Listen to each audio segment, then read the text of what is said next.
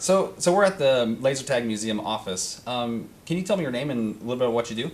Certainly. My name is Erik Guthrie, and I'm the curator for the Laser Tag Museum located in Louisville, Kentucky. Okay. Can you tell me a little bit about what you collect? We collect everything related to laser tag. The toy laser tag, the tactical laser tag, the commercial laser tag artifacts of any sort. We collect and archive. Wow. Okay. Would you consider yourself an active collector in anything else? My only other personal collection is kind of unusual, but it's signed Meatloaf albums. How many do you have? 8 out of 11 albums that he's done. Oh, do you have a plan of getting the last three? It's an obsession to get the last 3, yes. Awesome. That'd be really cool. What do you do when you're not focused on laser tag? What do you do for fun? Laser tag. Well, actually, no. That's a good answer right there.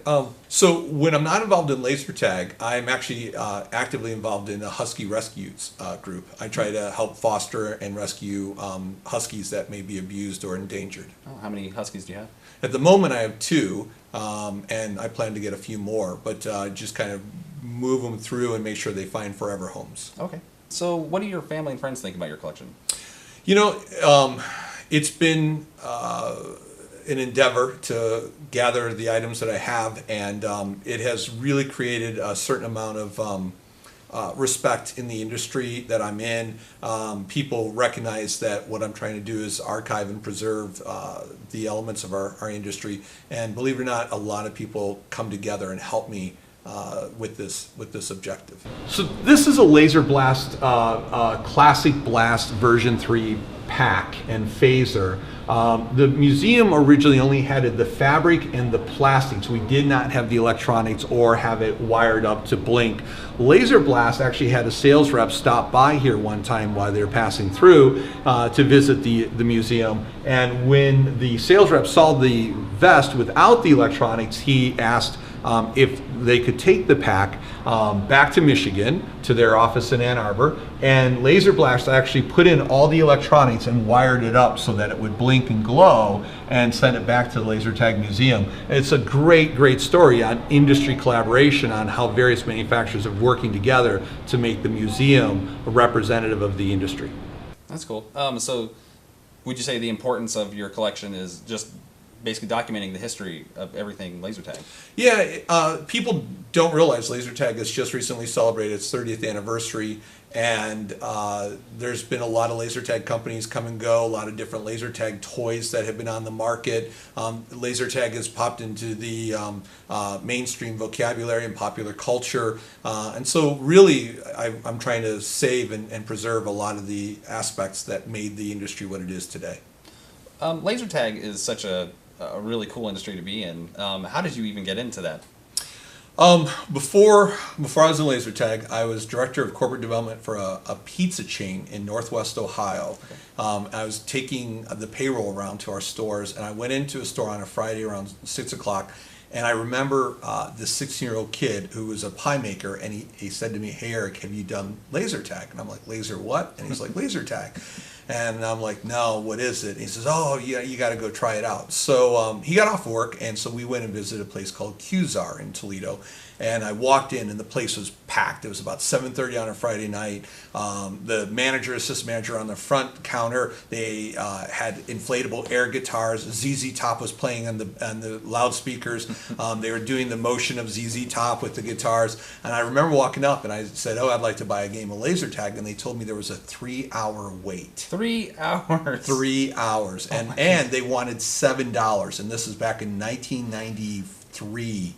Yeah. They want $7, and I said, "How long is this going to be?" And they said 15 minutes. Wow. And I was like, "Oh my!" And so we bought tickets. We sat there, but it was so amazing to walk in the arena and the dark and the black lights and the glowing effect and the fog on the ground and the music and the adrenaline when the game kicked in, and I was hooked. Wow. And so yeah, I've loved being in laser tag ever since I got in. That's cool. Have you ever managed any laser tag facilities? Yeah, I've been involved in a number of locations, both in a management level, investor level, consulting level. So I've kind of run the whole gamut in the laser tag. Okay. Well, what is it about laser tag that makes you want to preserve the history?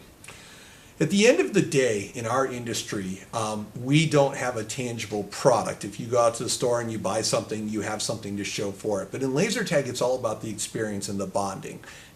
People will go play laser tag and have a great time. It's a great first date event. It's great for little kids' birthday parties. It's great for corporate team building. Mm-hmm. So laser tag actually appeals to a wide range of an audience. And I like the fact that you can't play laser tag and leave in a bad mood. You leave energized and adrenalized, and you leave wanting to do it again. And that is what's really cool about laser tag. That's cool. So so you're collecting things laser tag, all things laser tag. Where in the world, places in the world have you been to collect these things? I've actually been very fortunate to be able to travel all over the world. I've been to the UK several times. I've been to Holland. I've been to China to collect laser tag equipment. Been to New Zealand, Australia. Been all over the United States, Canada. All just in the name of laser tag, trying to gather up the stories and the artifacts and bring them all together into one location. Okay. So in all your travels, what would you say is the greatest hindrance of collecting laser tag stuff? People didn't know to save a lot of laser tag. In the early days, laser tag wasn't well made. It wasn't made to last. It was considered a fad. The equipment was often built to last maybe a year or 2 years. And so there are laser tag manufacturers that have been, their product's been thrown away. They've gone out of business. Nobody's remembered them. So trying to track down that old equipment, and in several cases, I've been unsuccessful just because the items have been destroyed for over 20 years. That seems tough. So out of all the stuff you have in your collection, is there anything that you would say is your prized possession? It's sort of like asking the parent which child they love the most. So I was, being a twin, you always have to share half that love, though. Yeah. I would Tell say, us, which one is it? I would say, though, there are a number of elements that, you hear of certain things out there, certain artifacts, as we tend to call them artifacts, but you hear of a laser tag pack or a system that is no longer made, and you go off looking to try to gather that up. So we've been very fortunate enough now to grow the museum over the past 10 years to have many of the last of their kinds or prototypes that actually never made it to market are now on display. So I gotta say, like any good collector, I probably don't have any one special prized possession. Okay. I would say I probably personally tend to lean towards the prototypes. I tend to like the prototypes, the items that could have been that never were. So this is a unique one-of-a-kind laser tag pack. It's a Q2000 based out of England. It's a prototype pack, and it came into the collections of the Laser Tag Museum. I went to a conference in Indianapolis, and I saw an old friend of mine. Sat down next to him. His name's Victor Miller, and I told Victor about the Laser Tag Museum, and Victor said, "Hey, I have something that might be of interest for you in my garage." And so he comes to the conference the next day, and he brings me in this yellow pack. It did not have a phaser, but just this yellow pack. About a year later, I'm in England visiting Q2000, sitting down having dinner with a good friend, Steve Jennings, the owner of Q2000. We're going through the pictures of the museum, and he looks at this. He goes, "Wait, where did you get this?" And I told him the story that I just said. And he told me that it was a prototype that he had created and sent over to the United States, and he, in essence, had lost track of it about 10 years ago. So he was excited that we have the prototype on display as a one-of-a-kind. So what do you think it is about the prototypes that are so appealing? They are the vision, they are the dream before reality sets in. In some cases, a prototype could have a feature or a hardware capability that may have been beyond its time when they thought of it. The hardware that existed couldn't keep up with the inventor's dream. So how have people taken to your museum? It's amazing when people go. A lot of people don't realize laser tag is 30 years old. They don't recognize that there have been as many manufacturers or literally the hundreds of toys that have been out there for laser tag. They didn't recognize how big and how expansive laser tag has become. And really, it's most people when they look at laser tag, they just have nothing but fond memories of being out with their best friend or being out with their date or being out with their family. So the museum brings a lot of great memories to people when they look at the equipment. Okay. How big is the laser tag industry? So the laser tag industry has been very successful. Today we track about 1,000 laser tag locations in the United States. Those are fixed arena locations. And then there's tactical laser tag. That's kind of where you do it in the woods or out in the field. That'd be fun. Yep. So we have a huge tactical display as well. We estimate about 1,000 tactical fields. And then there are about 100,000 toys of laser tag units. 100,000 units of laser tag are sold annually, throughout the United States. So it's a pretty large industry overall. So why do you think it's lasted so long? At the end of the day, it is a game of cops and robbers, cowboys and Indians.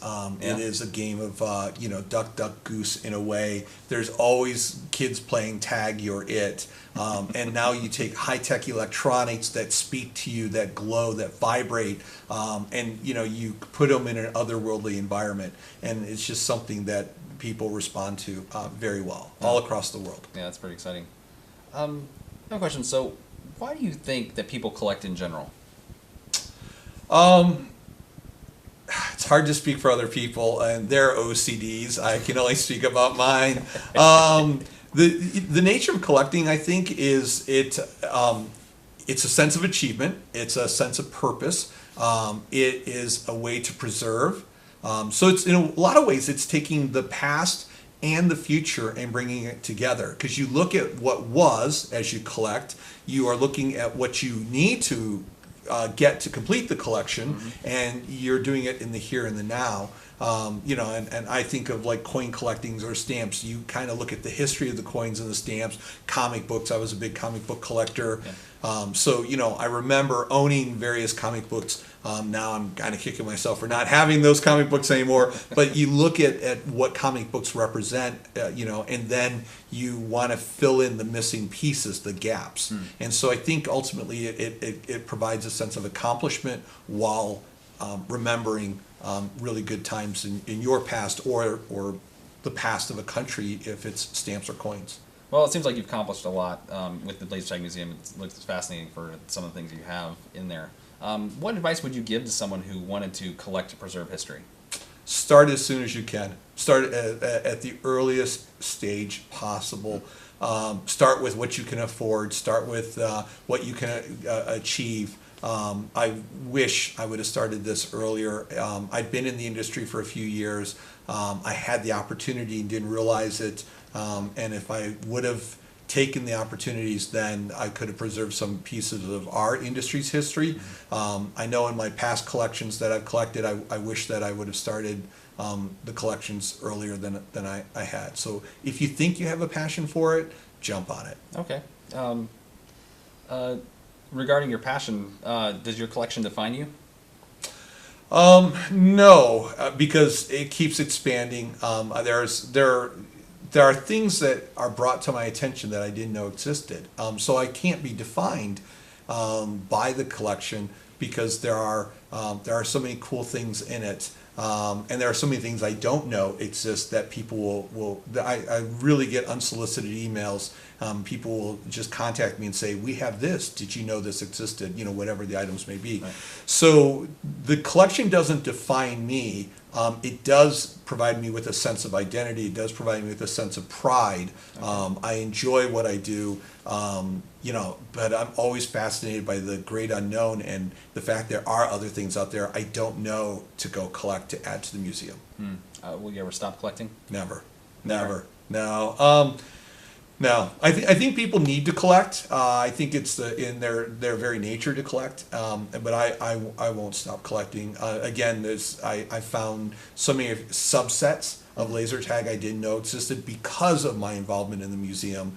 And there are got to be a million of other collections out there that people will get into, and then as they'll start to specialize. And yeah. I don't think I'll ever stop collecting. So how did laser tag even start to begin with?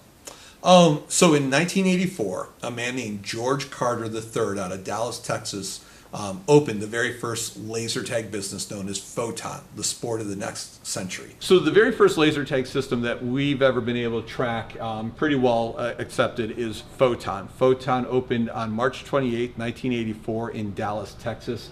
It had a laser tag helmet that had different color lights to tell when you were tagged, when you're stunned, and then this heavy chest piece and the battery belt. Combined, the Photon equipment weighed about 14 pounds. But it was revolutionary, and it started the laser tag industry.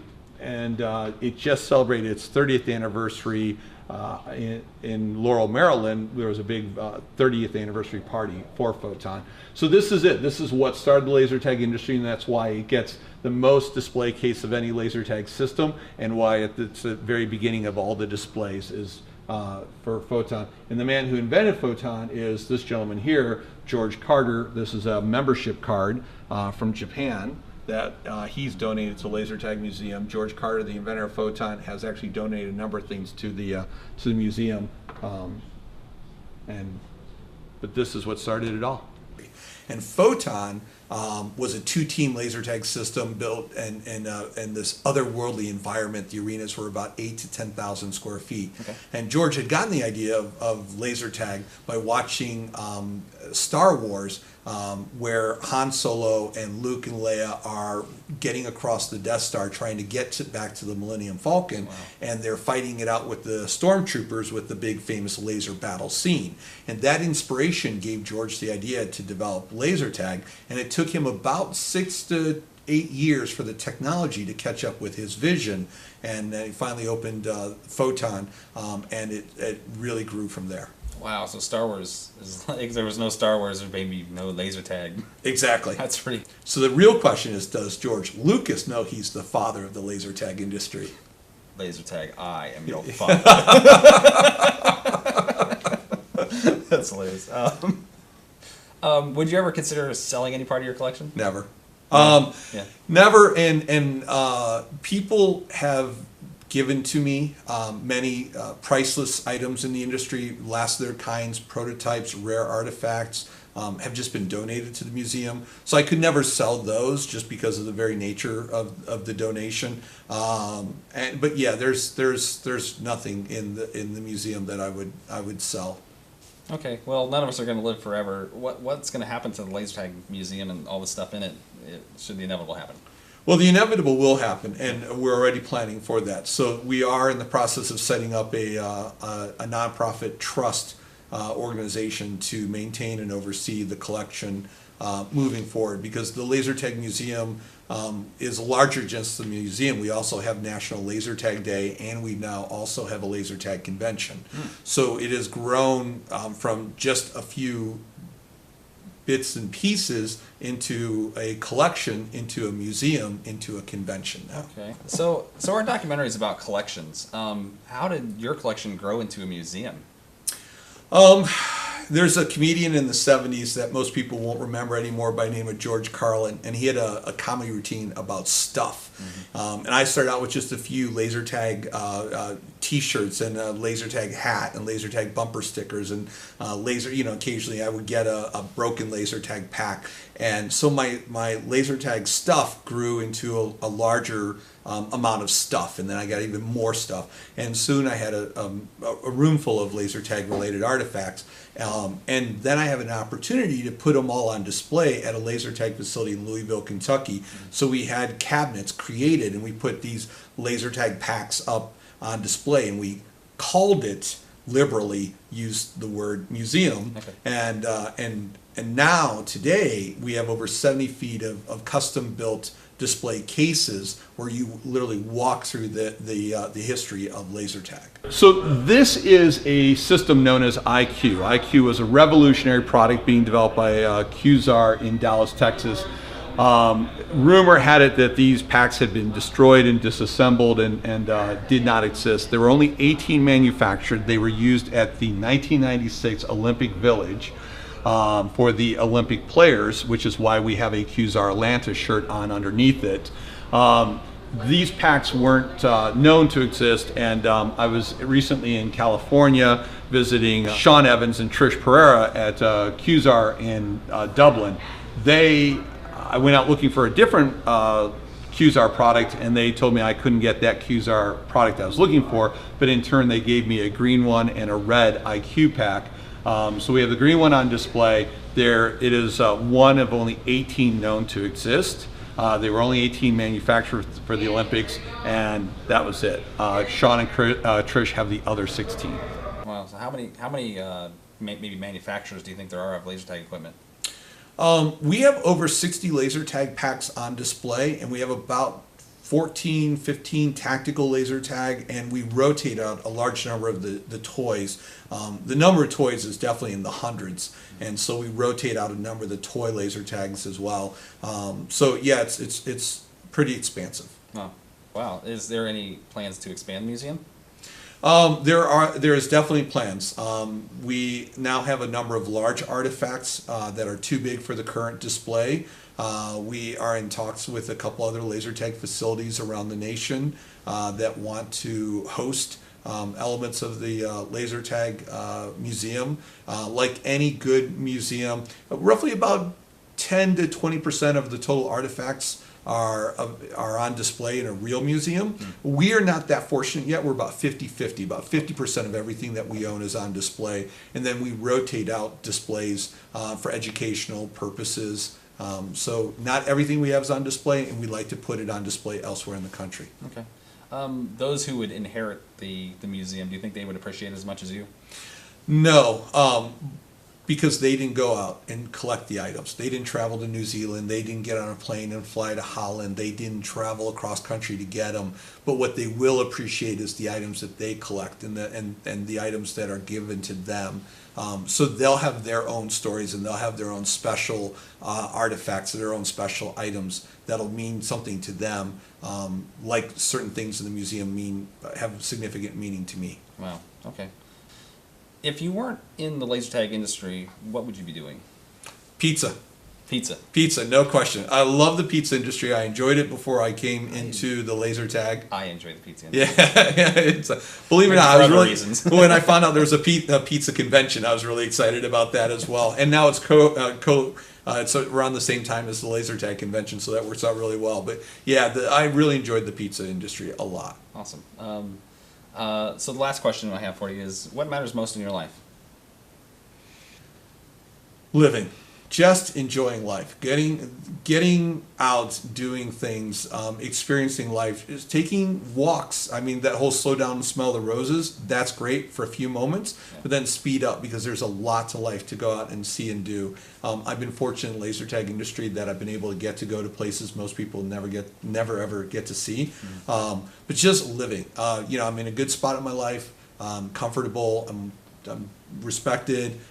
So just living life is now the most important part of life. That sounds really, that sounds like good advice. Well, Erik, I appreciate your time and letting us interview you for a few minutes. And yeah, we'll love to hear some more stories about the Laser Tag Museum as we go. Thank you. Okay, all right, thanks. All right, so this is a Quasar Mark I pack from Perth, Australia, actually Fremantle. I had traveled all the way out to Australia trying to find this product. While I was in Perth, I was unsuccessful. I left Australia and I came home, and upon coming home, I get a text from a gentleman who is Doug Burbridge, who I've known for a while. Doug sends me a text of a picture, and he's got this Quasar Mark I pack. I asked him if he would be interested in donating it to the museum. He said he would donate it to the museum under one condition, and that condition was I had to make a donation to a program known as Against Malaria. It's a malaria relief organization that helps eliminate malaria in Africa. So the White Starlight is one of the rarest laser tag toy guns in the industry. The manufacturer, Worlds of Wonder, which had created the laser tag craze in Christmas of 1986. This is a mass-produced standard Starlight phaser. Millions of them were sold throughout the world, and this is what most people remember. There were about 20 manufacturer sample White Starlight phasers made. And out of that, only 6 are known to exist. And out of those 6, we have one here at the Laser Tag Museum, compliments of John Hoagland, also known as Laser Bait. And he sent us this and a prototype, or actually a manufacturer sample, of a star sensor, also in white. These later on went into a production run as gray. So this is a pretty rare collection, as in most people have never seen a White Starlight phaser. So this is all wood. This is an entire wood gun with the electronics inside. We take the screws off. This is a Berserker. This is a series from Battlefield Sports. They recently sent it in all the way from Australia. They're based out of Australia, and they sent the Berserker in. This Tagger is approximately 15 years old. It was one of their very first ones. Everything is handmade, handcrafted, and this is before they went to a more finished product, a more professional production run.